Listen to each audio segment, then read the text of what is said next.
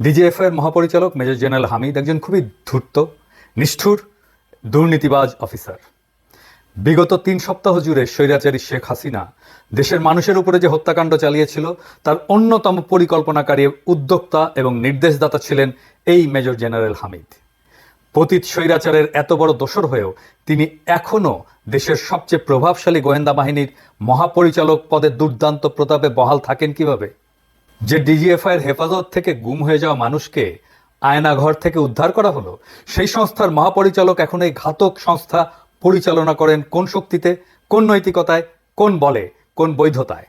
তার চাকরি থাকে কিভাবে? তিনি মুক্ত থাকেন কি করে? তাকে এখনই অ্যারেস্ট করুন। এমন অফিসারেরাই পুলিশে কর্মরত তাদের সমগোত্রীয় ঘাতকদেরকে ঢাকা ক্যান্টনমেন্ট সহ বিভিন্ন সেনানিবাসের নিরাপদ আশ্রয় দিয়ে রেখেছেন। পুলিশের IG Abdullah Al Mamun, commissioner Habib, SB প্রধান মুনির, অ্যাডিশনাল আইজি আতিক, বিপ্লব